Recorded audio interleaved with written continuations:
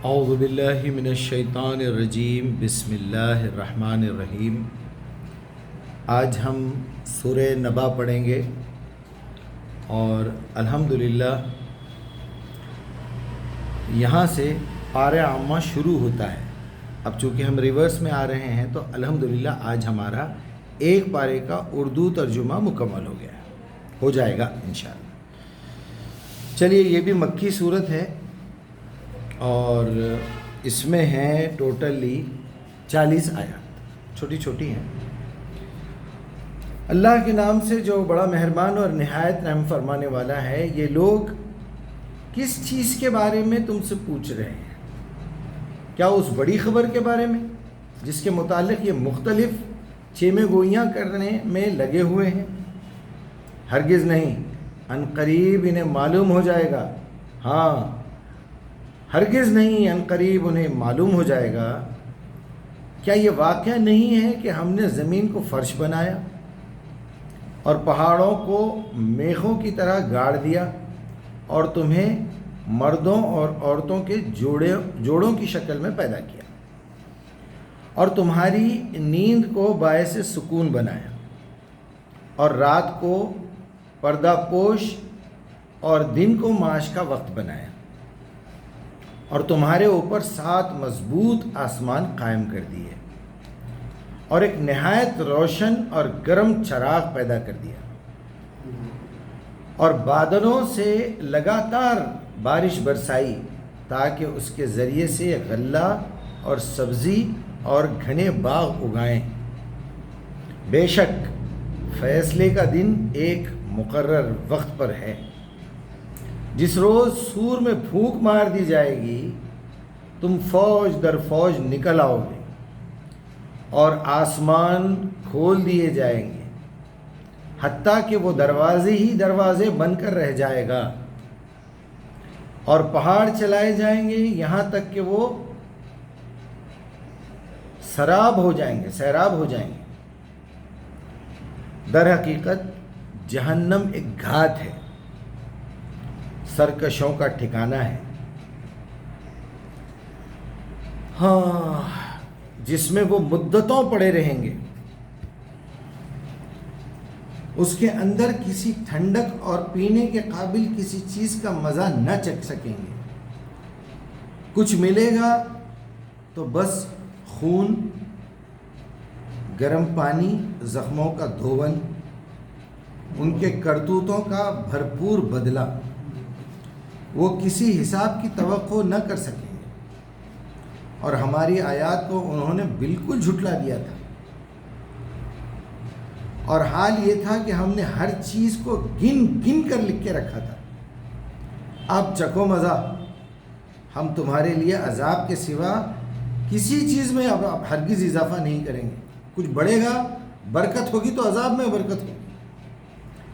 یہاں ایک رکوع ہو گیا، اب دوسرا رکوع شروع ہو رہا ہے۔ یقیناً پرہیزگاروں کے لیے کامرانی، کامیابی کا ایک مقام ہے۔ باغ اور انگور اور نوشیز ہمسن لڑکیاں اور چھلکتے ہوئے جام، وہاں کوئی لغو بات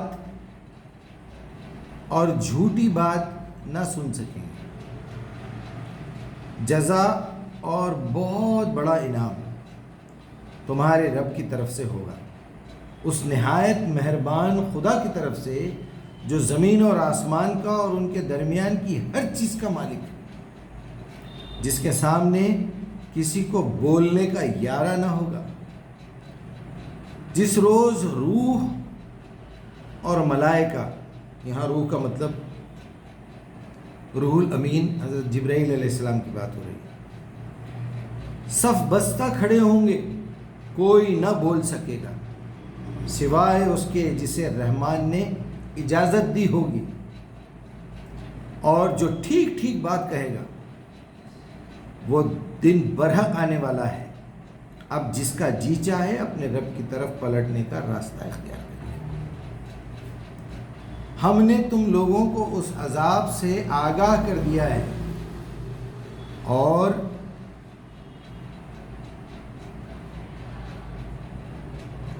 جو قریب آ لگا ہے، جس روز آدمی وہ سب کچھ دیکھ لے گا جو اس کے ہاتھوں نے آگے بھیجا ہوگا، اور کافر پکار اٹھیں گے کہ کاش میں مٹی ہوتا۔ صدق اللہ العظیم۔ یہ سورہ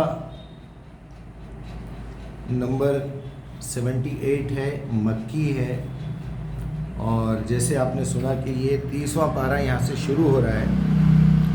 آج میں چھوٹی سی تشریح اس میں ایک ہے جو ہم لوگ غلط فہمی میں مبتلا ہیں، وہ میں آپ کے سامنے کچھ عرض کرنا چاہوں گا۔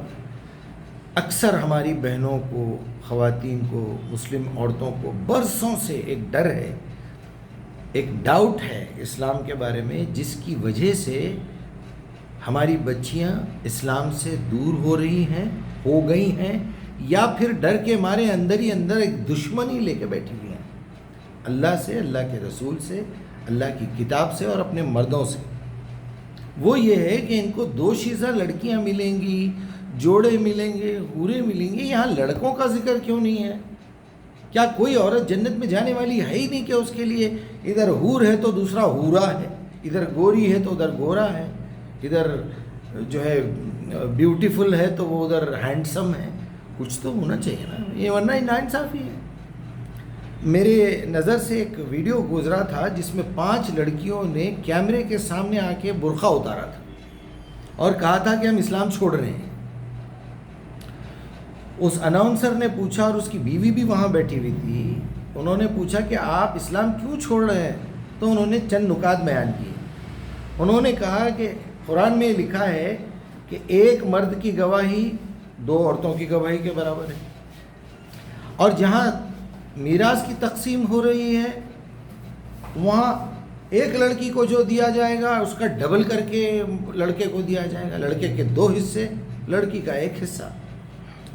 تمام انبیاء دنیا میں آئے تو سارے کے سارے مرد آئے، یہ کچھ ناانصافی جیسی نہیں لگ رہی؟ اچھا، مردوں کو جنت میں 70 حوریں ملیں گی، ہمیں کیا ملے گا؟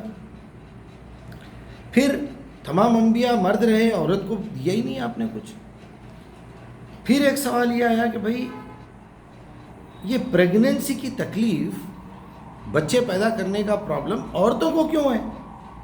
پھر آپ نے سورہ نساء میں کہا کہ الرجال قوامون علی النساء، مرد تو عورتوں پر قوام بنا کے بھیجے ہیں۔ اب یہ باتوں پہ ہم اعتراض کر کے، لہٰذا یہ قرآن اللہ کی کتاب نہیں ہے، نہ کوئی اللہ ایسا ہے دنیا میں، لہٰذا ہم اسلام چھوڑ رہے ہیں۔ ہم کو بڑوں نے عربی پڑھائی، قرآن پڑھائی، یہ بھی اقرار کیا تھا ان لوگوں نے۔ آپ یقین مانیے تب سے میں بڑا بے چین تھا، اور جہاں جہاں بھی حوروں کا اور اس طرح کی دوشیزاؤں کا ذکر آیا میں نے اس کو پوری لسٹ بنائی، اور مرد حضرات کا کہاں کہاں پر ذکر آیا اس میں سے قرآن میں سے ڈھونڈ کے نکالا۔ تو سورہ اعراف کی آیت نمبر 46 پڑھیے کبھی آپ نکال کے، تو آپ کو پتہ چلے گا۔ میں بھی آپ کے سامنے نکال دیتا ہوں، وہ 46 ہے یا نہیں ہے وہ بھی میں آپ کو کنفرم کر دیتا ہوں، ہو سکتا مجھ سے کوئی، کیونکہ کافی دن ہو گئے۔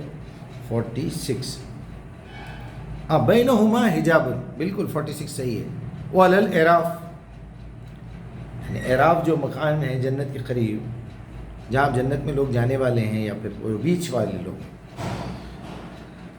رجال یعرفون، وہاں صرف مرد ہوں گے جو آپس میں ایک دوسرے کو پہچانیں گے، کلّ بسیماہم، اپنے چہروں سے پہچان لے جائیں گے، اور اصحاب الجنہ سے السلام علیکم کہیں گے، اور لم یدخلوها وهم یطمعون، سلامتی ہو تم پر، یہ لوگ جنت میں داخل تو نہیں ہوں گے مگر اس کے امیدوار ضرور ہوں گے، یعنی وہ جنتی ہوں گے۔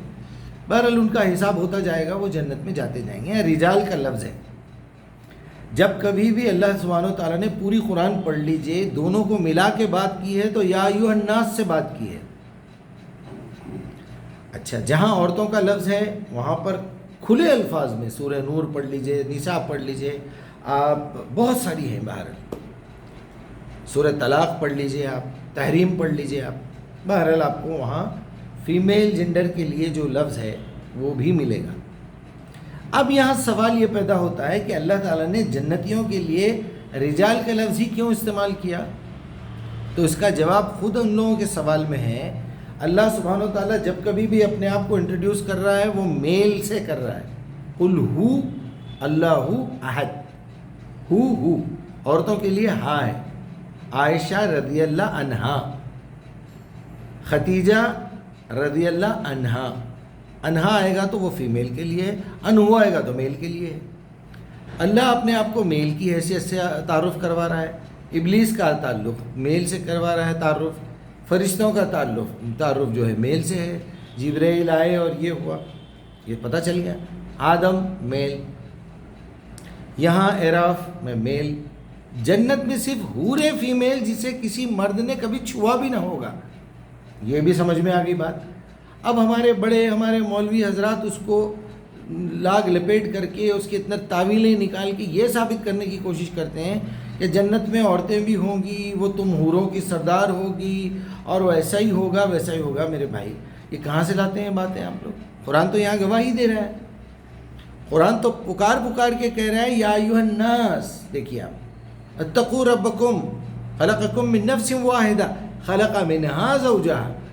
اور یہ بھی کلیئر ہے اسی صورت میں کہ وہاں نہ تو کوئی گندی بات سنیں گے، نہ گندی چیز دیکھیں گے، نہ گندی چیز کھائیں گے، نہ گندی چیز کریں گے.